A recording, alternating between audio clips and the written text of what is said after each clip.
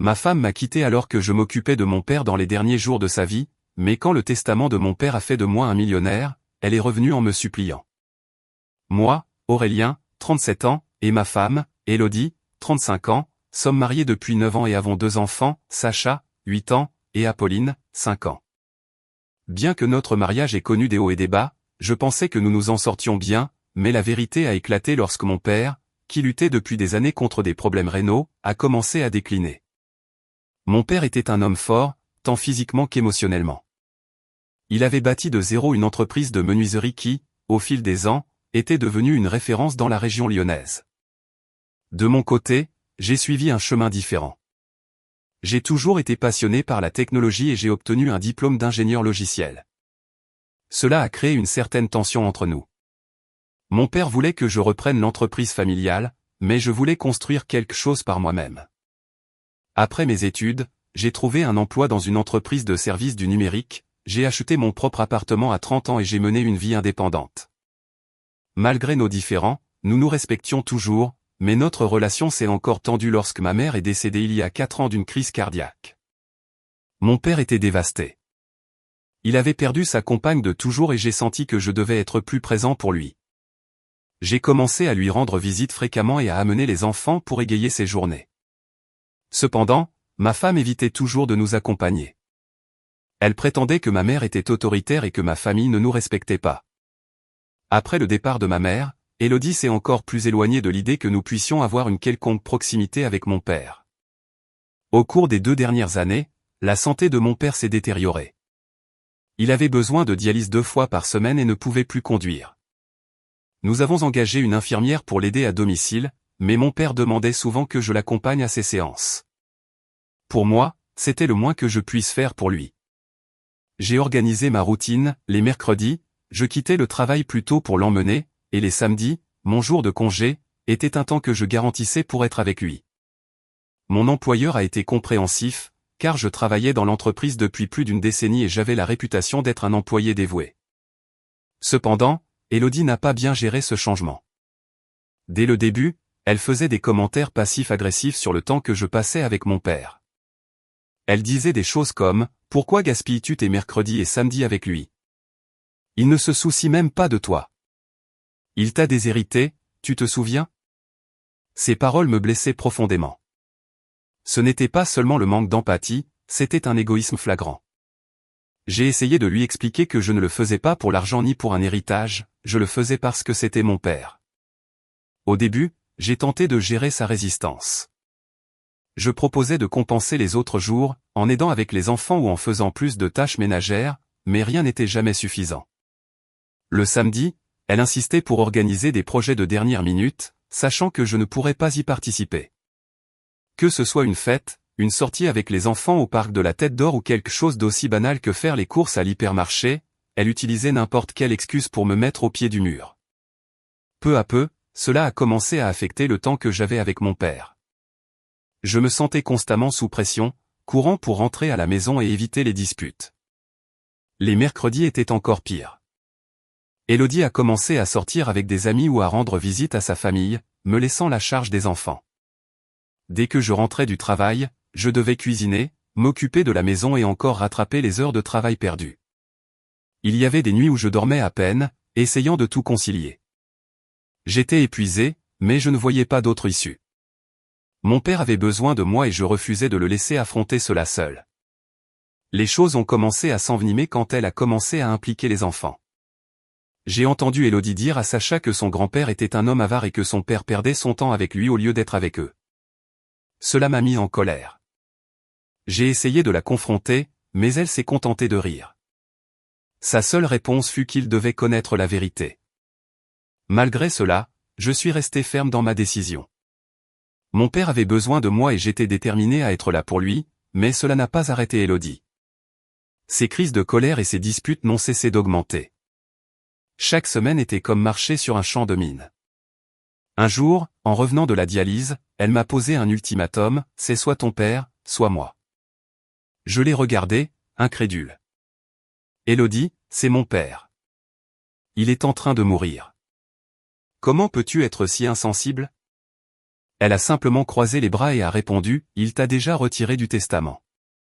Pourquoi te tues-tu à la tâche pour quelqu'un qui ne te laissera rien ?» J'ai pris une profonde inspiration et j'ai répondu avec le calme que j'ai pu rassembler, « Si tu crois vraiment que je fais ça pour l'argent, tu ne me connais pas. Je choisis mon père. » Elle est sortie de la pièce, furieuse, et le lendemain, elle a pris les enfants et est partie chez sa mère. Je n'ai pas essayé de la retenir. J'avais besoin de temps pour digérer ce qui se passait. À ce moment-là, ma priorité était mon père et mes enfants.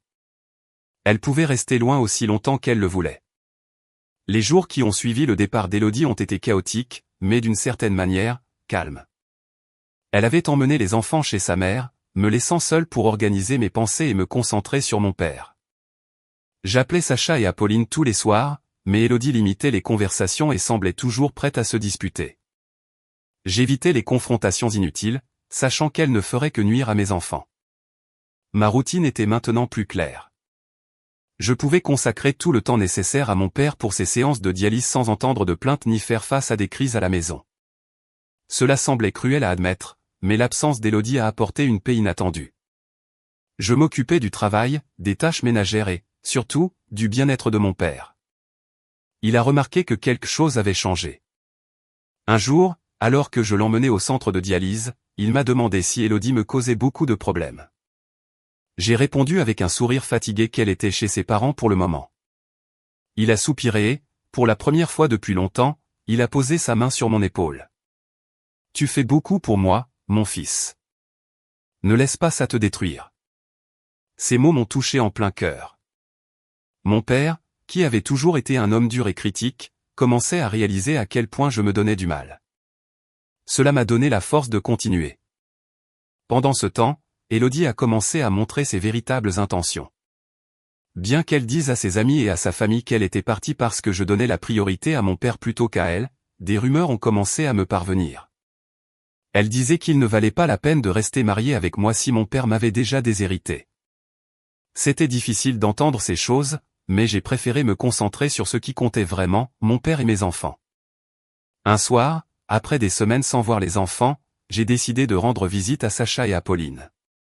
J'ai acheté de la glace en chemin vers la maison de ma belle-mère, impatient de passer du temps avec eux. Quand je suis arrivé, Sacha m'a serré fort dans ses bras, mais Apolline semblait confuse. Ma belle-mère, quant à elle, a à peine caché son mécontentement. Elle m'a lancé d'un ton sarcastique que j'avais enfin décidé de prêter attention aux enfants. J'ai pris une profonde inspiration et j'ai ignoré le commentaire.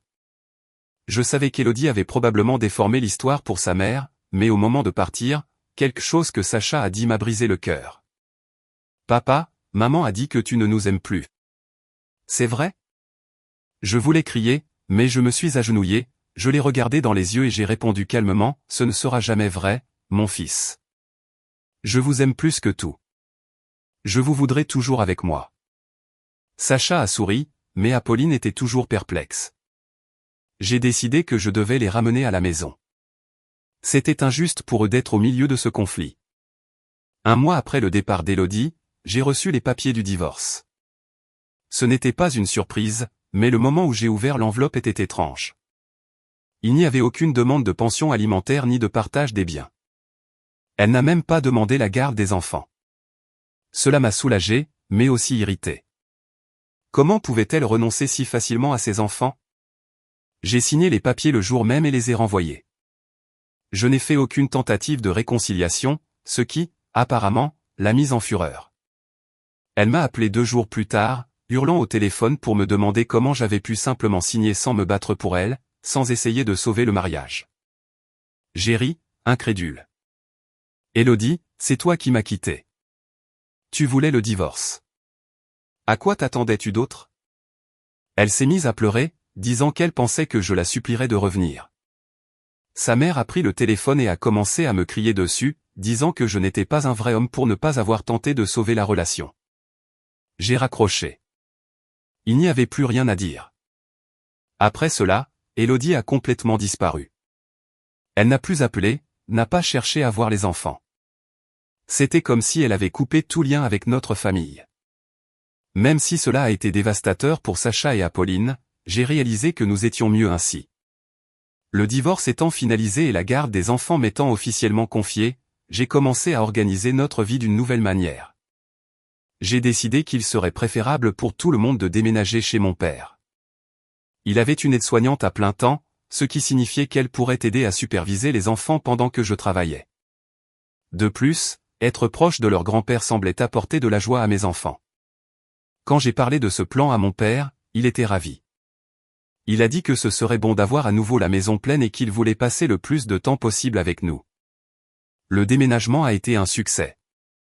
Sacha et Apolline ont adoré la chambre que je leur avais préparée, et mon père a commencé à passer ses journées à jouer avec eux, riant comme il ne l'avait pas fait depuis longtemps. Je me sentais aussi plus connecté à lui. Les conversations pendant les trajets pour la dialyse portaient à nouveau sur notre vie et nos souvenirs, et je pouvais voir que, malgré sa santé défaillante, il était heureux. Bien sûr, Élodie n'a pas tardé à découvrir notre déménagement. Je soupçonnais que quelqu'un de sa famille l'en avait informé, mais cela ne m'importait plus. Nous recommencions à zéro et il n'y avait pas de place pour elle dans notre nouvelle routine. Les semaines se sont transformées en mois, et notre vie a finalement trouvé un équilibre. Les enfants semblaient plus heureux, mon père était à l'aise et je parvenais à tout gérer avec l'aide de l'aide-soignante. Mais au fond de moi, je savais que mon temps avec lui était compté. Un soir, après avoir couché les enfants, je me suis assis à côté de mon père et je lui ai demandé « Es-tu heureux, papa ?» Il a souri, prenant ma main. « Plus que jamais, mon fils. Tu es la meilleure chose que j'ai faite dans ma vie. » Ces mots sont restés avec moi, résonnant dans mon esprit même après lui avoir dit au revoir cette nuit-là. La routine commençait à se stabiliser, mais je savais que mon père s'affaiblissait de semaine en semaine.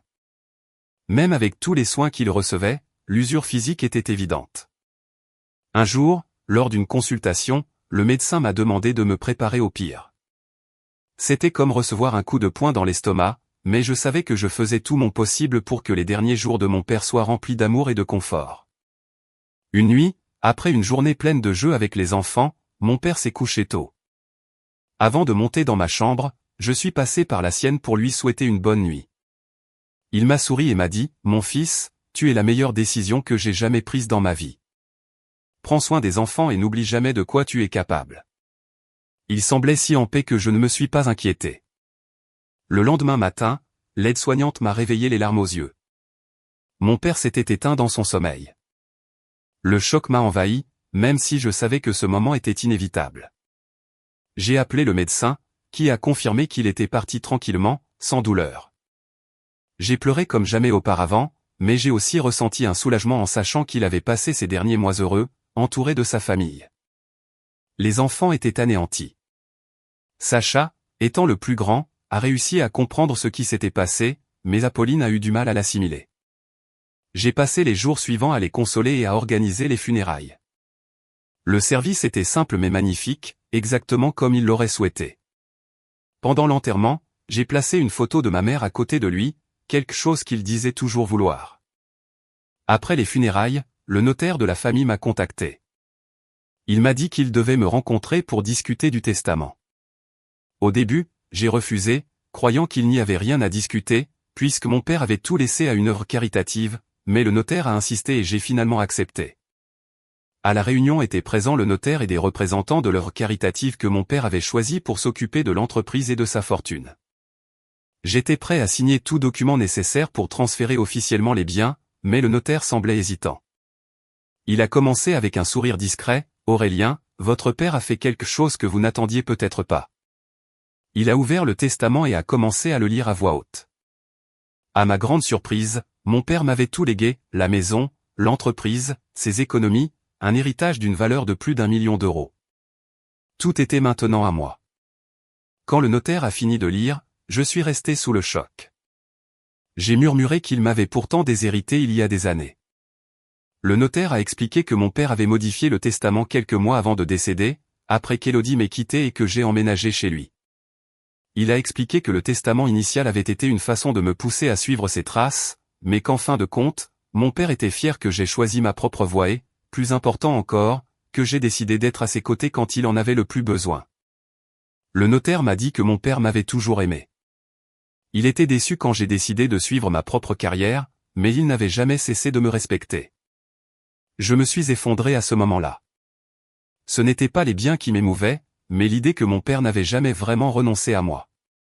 Toutes les disputes, toutes les années de tension, tout semblait si insignifiant par rapport à l'amour et au respect qu'il avait toujours eu pour moi. Les représentants de l'œuvre caritative semblaient sincèrement heureux pour moi. Le notaire a expliqué que j'avais le choix de poursuivre le don de l'entreprise ou de la reprendre sous mon contrôle. Cela me laissait partager. Mon père m'avait fait confiance, et la décision de rendre l'entreprise à l'organisation ou de la diriger personnellement semblait énorme. Je lui ai dit que j'avais besoin de temps pour réfléchir. Je suis rentré à la maison le cœur lourd et j'ai partagé la nouvelle avec Sacha et Apolline. Je leur ai expliqué que grand-père nous avait laissé quelque chose de spécial et que nous devions honorer sa mémoire. Eux, étant des enfants, ne comprenaient pas entièrement, mais l'idée que grand-père veillait encore sur nous les a rendus heureux. Les jours qui ont suivi ont été remplis de réflexions. J'ai commencé à examiner l'ancienne entreprise de mon père et j'ai réalisé qu'il avait créé quelque chose de vraiment spécial. C'était plus qu'une simple source de revenus, c'était un héritage. J'ai décidé de reprendre le contrôle de l'entreprise et d'essayer d'honorer le travail de toute sa vie. Bien que je n'ai pas d'expérience directe dans le secteur, j'ai engagé des spécialistes pour m'aider à gérer les détails quotidiens. Ainsi, je pourrais apprendre et, en même temps, assurer une transition responsable. Parallèlement, j'ai commencé à ajuster notre vie à la maison. J'ai utilisé une partie de l'héritage pour garantir que les enfants aient tout ce dont ils avaient besoin, d'une bonne éducation aux activités extrascolaires qu'ils avaient toujours souhaitées. J'ai également engagé une aide supplémentaire pour m'assurer qu'il y ait un soutien à la maison pendant que j'apprenais à gérer l'entreprise. C'est à ce moment qu'Élodie est réapparue. Un jour, j'ai entendu frapper à la porte. Quand j'ai ouvert, elle était là, Élodie, aux côtés de ses parents. Ils étaient tous bien habillés, avec des regards de fausse sympathie. Élodie a commencé avec de fausses larmes dans les yeux, disant qu'ils avaient appris pour mon père et qu'ils étaient désolés pour ma perte. Si nous avions su, nous aurions assisté aux funérailles, a-t-elle ajouté. Je suis resté silencieux pendant quelques secondes, laissant l'atmosphère inconfortable emplir l'espace. Finalement, j'ai demandé, si cela vous importait vraiment, pourquoi n'avez-vous pas essayé de me contacter avant? Élodie a tenté de détourner la conversation, disant qu'elle était passée devant notre ancien appartement et l'avait vu vide, mais ne savait pas où j'étais. Bien sûr, c'était un mensonge. Si elle se souciait vraiment de Sacha et Apolline, elle aurait fait plus que frapper à une porte close. Mais à ce moment-là, j'ai compris ses véritables intentions. Elle a commencé à parler de réconciliation, disant que les enfants avaient besoin de leur mère et que nous pouvions recommencer. Ses parents l'ont soutenue, affirmant que c'était le mieux pour nous tous. J'ai ri. Je n'ai pas pu m'en empêcher. Je l'ai regardé droit dans les yeux et j'ai dit, tu es ici pour l'argent de mon père. Si tu étais là pour les enfants, tu serais apparu au cours des derniers mois, mais tu ne l'as pas fait, n'est-ce pas? Parce qu'ils ne sont pas ta priorité. Élodie a fait semblant d'être offensée, mais je savais que j'avais touché un point sensible. Élodie a tenté de garder son sang-froid tout en niant avec véhémence mon accusation. Elle ne pouvait pas croire que je la jugeais ainsi, affirmant être là pour moi, pour les enfants, pour ce que nous avions construit ensemble. J'ai ri, mais cette fois-ci, ce n'était pas de nervosité, mais d'incrédulité. Construit ensemble, Élodie? Tu es partie de ma vie et tu as abandonné les enfants parce que j'ai décidé de m'occuper de mon père. Tu m'as posé un ultimatum et m'as forcé à choisir. Maintenant, soudainement, tu dis que notre famille te manque. Soyons honnêtes, ce que tu veux, c'est de l'argent. Le malaise était palpable. Ses parents, toujours experts en manipulation, ont commencé à parler pour elle. Sa mère, d'un ton condescendant, a dit, « Aurélien, nous comprenons que tu sois blessé, mais pense aux enfants. Ils ont besoin de stabilité, et la meilleure façon de l'obtenir est que vous soyez de nouveau ensemble. » De plus, Élodie a aussi souffert pendant ce temps loin de vous. Donne-lui une chance de reconstruire tout ça. Je suis resté ferme, regardant directement Élodie. Les enfants ont de la stabilité. Ils ont un père qui est présent dans leur vie. La seule instabilité ici est causée par toi. Élodie s'est mise à pleurer, prenant mes mains comme pour tenter de m'émouvoir. S'il te plaît, Aurélien. J'ai fait des erreurs. J'étais perdue, confuse, mais je veux revenir. Je veux que ça fonctionne. J'ai pris une profonde inspiration. J'ai regardé ses parents, puis directement Élodie. Tu veux revenir parce que tu as appris l'héritage de mon père. S'il avait vraiment tout laissé à une œuvre caritative, je doute que tu serais ici maintenant. Je me trompe? Elle a hésité, mais n'a pas pu répondre.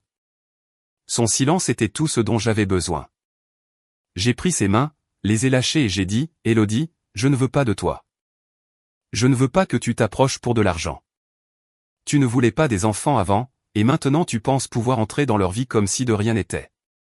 Ça n'arrivera pas. » Elle est restée paralysée, mais bientôt son expression est passée de la supplication à la colère. « Tu crois que tu peux me rejeter comme ça? Tu n'as pas le droit de m'éloigner des enfants. Je suis leur mère. » C'est alors que le ton a changé. Élodie a commencé à crier, et ses parents, visiblement mal à l'aise, ont essayé de la calmer. Je suis resté ferme, lui rappelant qu'elle avait signé les papiers du divorce et accepté de renoncer à la garde sans se battre. C'est toi qui as renoncé aux enfants, Élodie. Tu as eu l'occasion de te battre pour eux, mais tu ne l'as pas fait. Maintenant, il est trop tard. Les jours suivants ont été un chaos. Élodie a commencé à apparaître à l'école des enfants, essayant de les emmener sans mon autorisation. J'avais déjà alerté la direction de l'école de la situation, et à plusieurs reprises, l'accès lui a été refusé. Un jour, elle a réussi à convaincre Sacha de lui parler à l'entrée. Quand je suis arrivé pour les récupérer, j'ai trouvé Sacha en larmes, confus par ce qu'elle lui avait dit. Il m'a raconté entre deux sanglots qu'elle disait que je ne la laissais pas les voir parce que j'étais en colère contre elle. Elle a dit qu'elle voulait être avec nous, mais que je ne la laissais pas.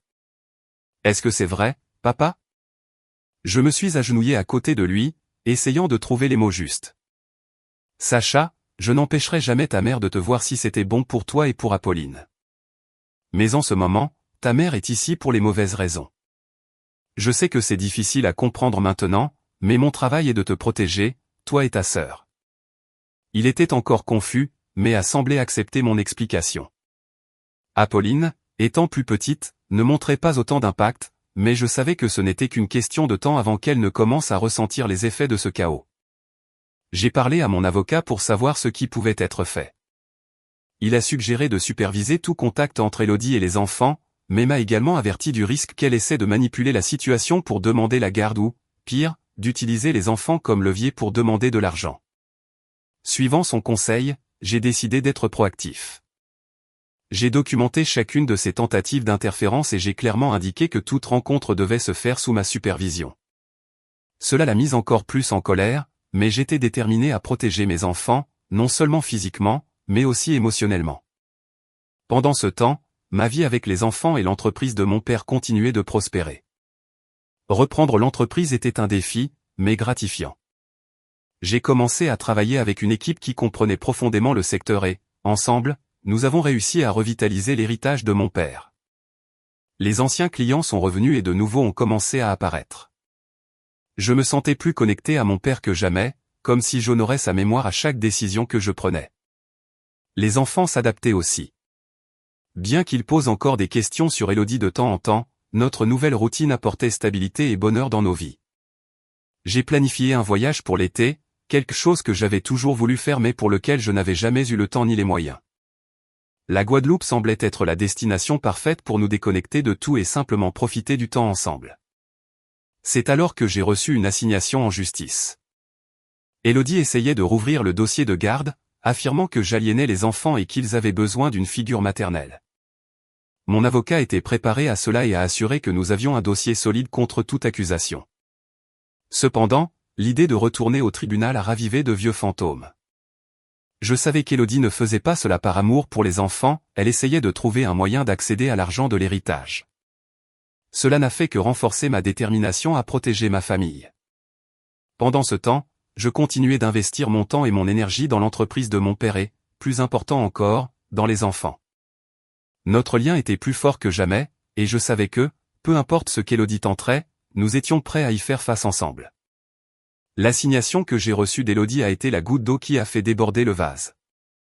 Elle avait engagé un avocat et demandé formellement la révision de la garde des enfants. Sa justification, que j'empêchais intentionnellement le contact des enfants avec leur mère d'une manière préjudiciable. C'était une accusation absurde, mais le fait qu'elle soit prête à mentir devant un tribunal ne faisait que renforcer l'égoïsme de ses intentions. Mon avocat, Maître Lefebvre, était un homme expérimenté et direct. Il m'a assuré que nous avions toutes les preuves que je n'aliénais personne. Nous avions les registres de ses visites à l'école, des rencontres non supervisées et même des témoignages d'employés de l'école sur la façon dont elle manipulait les enfants. Il m'a rassuré en disant qu'elle n'avait pas de dossier solide, mais que cela ne signifiait pas qu'elle n'essaierait pas de me compliquer la vie.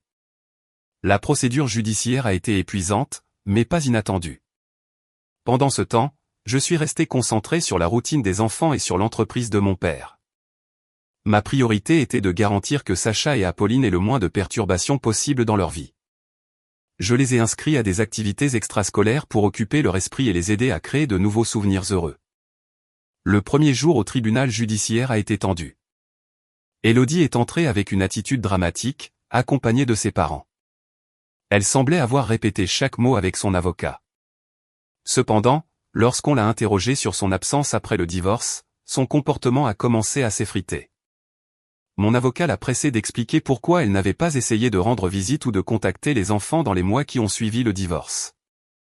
Elle a dit, en essayant de paraître vulnérable, qu'elle avait besoin de temps pour elle-même, qu'elle était émotionnellement dépassée. Maître Lefebvre n'a pas laissé passer l'occasion, et pendant ce temps, vous avez complètement ignoré vos enfants? Pas d'appel, pas de visite, même pas un message. Elle a hésité, puis a dit qu'elle pensait que ce serait mieux ainsi. Les preuves étaient de notre côté. Maître Lefebvre a présenté des preuves qu'Élodie n'avait commencé à essayer de contacter les enfants qu'après avoir appris l'héritage. Nous avons également montré des messages qu'elle avait envoyés à des amis où elle admettait que sa motivation était financière. Le juge aux affaires familiales semblait peu impressionné par ces arguments. À la fin de l'audience initiale, il était clair que le tribunal n'était pas enclin à accorder la garde partagée. Élodie est sortie furieuse, et ses parents n'ont même pas essayé de cacher leur frustration. Malgré la victoire initiale, le processus était loin d'être terminé. Élodie continuait de chercher des failles, mais chaque tentative semblait renforcer encore plus notre dossier. Le plus difficile était de gérer l'impact émotionnel sur Sacha et Apolline. Sacha a commencé à faire des cauchemars, craignant que sa mère ne puisse l'emmener. Apolline, étant plus petite, était plus confuse qu'inquiète, mais a commencé à poser des questions difficiles comme « Pourquoi maman est-elle en colère contre toi ?» Je savais que je devais les protéger, mais aussi garder mon calme. Je disais, en essayant d'adoucir la situation, que maman essayait de comprendre les choses, mais qu'il n'avait pas à s'inquiéter, car papa était là pour prendre soin d'eux. Entre les audiences, la vie continuait. Mon travail dans l'entreprise de mon père ne cessait de croître et, à ma grande surprise, j'ai commencé à trouver un plaisir inattendu à la gérer. Je n'aurais jamais imaginé qu'un jour je reprendrais cette entreprise, mais maintenant, je sentais que je reliais des parties importantes de ma vie, ma famille, mon passé et mon avenir. Les enfants semblaient aussi s'épanouir malgré la situation avec Élodie. Ils adoraient passer du temps au bureau de l'entreprise, surtout Sacha, qui montrait de l'intérêt pour apprendre le travail de son grand-père. Cela remplissait mon cœur de fierté, et je savais que mon père aurait été heureux de voir ça. La décision finale est tombée. Élodie a fait une dernière tentative, disant qu'elle voulait le meilleur pour les enfants. C'était un discours émotionnel mais vide. Lorsque mon avocat a présenté la chronologie de ses comportements et son manque d'implication au cours des derniers mois, il est devenu clair pour tout le monde que ses intentions n'étaient pas sincères. Le juge a statué en ma faveur, confirmant ma garde exclusive des enfants. Élodie a obtenu un droit de visite supervisé, mais seulement sous des conditions strictes. La décision a été un soulagement, mais aussi un poids. Je savais qu'elle n'abandonnerait pas si facilement. Après la décision, Élodie a tenté de me confronter sur le parking du tribunal. Elle était furieuse. « Tu crois que tu as gagné, Aurélien ? Ce n'est pas fini. J'obtiendrai ce qui me revient, d'une manière ou d'une autre. » J'ai pris une profonde inspiration et les regardé droit dans les yeux. « Élodie, ce que tu as perdu n'est pas de ma faute ni de celle du tribunal. Tu l'as perdu parce que tu as pris des décisions basées sur la cupidité, pas sur l'amour. Les enfants méritent mieux que ça. » Elle s'est éloignée, mais ses paroles ont résonné dans mon esprit. Je savais qu'elle pourrait essayer d'autres moyens d'interférer, mais j'étais déterminé à protéger ma famille, coûte que coûte. Après la décision du tribunal, les choses ont finalement commencé à se stabiliser. Élodie a cessé d'apparaître à l'improviste ou de causer des problèmes directs, mais je savais que son absence ne signifiait pas qu'elle avait complètement abandonné. Mon avocat, Maître Lefebvre, m'a recommandé de rester vigilant à toute tentative de sa part de s'approcher, en particulier des enfants. J'ai suivi son conseil et continué à tout documenter. Pendant ce temps, notre routine à la maison s'épanouissait. L'entreprise de mon père se renforçait, et je me sentais plus à l'aise dans mon rôle de dirigeant. Sacha et Apolline réussissaient bien à l'école, participaient à des activités extrascolaires et, pour la première fois depuis des mois, semblaient sincèrement heureux. J'ai décidé qu'il était temps de réaliser le voyage que je leur avais promis. J'ai planifié des vacances en Guadeloupe, quelque chose que je savais qu'ils adoreraient. Le voyage a été transformateur. Voir le sourire sur le visage de Sacha pendant qu'il jouait dans le sable et entendre les rires d'Apolline pendant qu'elle courait dans les vagues était tout ce dont j'avais besoin pour me confirmer que j'étais sur la bonne voie. L'absence d'Élodie se faisait sentir, bien sûr, mais d'une manière qui apportait la paix, pas la tristesse. J'ai réalisé que nos meilleurs moments étaient désormais définis par un amour sincère et la sécurité, sans le poids constant des conflits. En rentrant à la maison, j'ai été surpris par une visiteuse inattendue. Élodie se tenait devant la maison, tenant des fleurs et avec un sourire que je reconnaissais comme faux.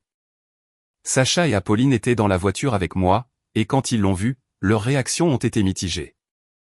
Apolline semblait excitée, tandis que Sacha, plus conscient, paraissait hésitant.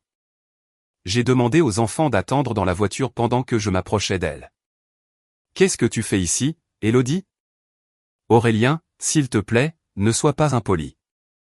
Je voulais juste rendre visite aux enfants. Je sais que je n'ai pas été la meilleure des mères, mais je veux changer ça. Je veux qu'ils me voient comme quelqu'un de présent dans leur vie. » J'ai soupiré, mais j'ai décidé d'autoriser la visite. J'ai supervisé de près. Elle a joué avec les enfants dans le jardin pendant environ 1 heure, mais son attention semblait plus portée sur moi que sur eux. Quand les enfants sont rentrés pour chercher quelque chose, elle a finalement révélé la véritable raison de sa visite. « Aurélien, pouvons-nous réessayer ? Pour la famille, pour les enfants. Je t'aime encore. » J'ai ri, incrédule. « Élodie, ça n'a rien à voir avec l'amour ou la famille. Ça a à voir avec l'argent. Tu n'es jamais apparu avant l'héritage de mon père, et maintenant tu veux que je croie que tu es ici pour une autre raison, n'est-ce pas ? Les enfants sont heureux, ils sont en sécurité, et c'est tout ce qui compte. » Elle a tenté d'argumenter, mais je suis resté ferme. « Tu as raté ta chance, Élodie. Il n'y a pas de place pour toi dans ma vie au-delà de ce que le tribunal détermine. Si les enfants t'importent vraiment, concentre-toi sur la reconstruction de ta relation avec eux. Mais entre nous, il n'y a plus rien. » Elle est partie en pleurant, mais je ne me suis pas senti coupable. J'ai fait ce qui était nécessaire pour protéger mes enfants et mon bien-être. Les semaines suivantes ont été calmes, mais je savais qu'Élodie préparait quelque chose. J'ai découvert qu'elle avait consulté des avocats, probablement pour contester à nouveau l'accord de garde ou même chercher une part de l'héritage. Heureusement, Maître Lefebvre avait toujours une longueur d'avance.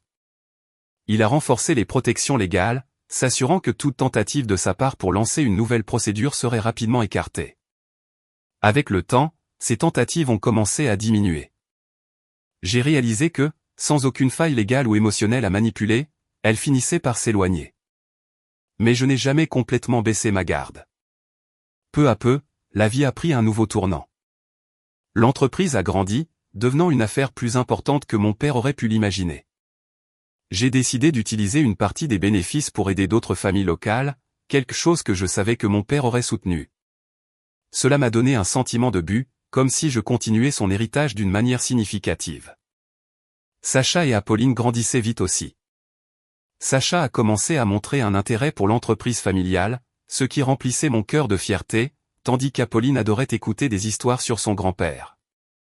Je me suis assuré qu'il se souviendrait toujours de la force et de l'amour de l'homme qui, même après son départ, continuait de veiller sur nous. Commentaire, parfois, les épreuves les plus difficiles nous révèlent notre propre force. Apprendre à poser des limites claires n'est pas un acte d'égoïsme, mais une preuve de respect envers soi-même. La véritable gentillesse ne signifie jamais sacrifier sa propre paix intérieure pour apaiser les autres. Nous sommes les seuls responsables de construire notre propre bonheur et celui de nos enfants. Le chemin de la guérison commence souvent par le courage de laisser derrière soi ce qui nous a blessés. Choisir la tranquillité d'esprit est l'un des plus beaux cadeaux que l'on puisse s'offrir. Les relations les plus précieuses sont celles qui se fondent sur le soutien inconditionnel, et non sur des intérêts matériels. Chaque fin est une opportunité de réécrire notre histoire avec plus de sagesse et d'amour. Prenez soin de vous et de votre sérénité avant tout. Cette histoire vous a plu?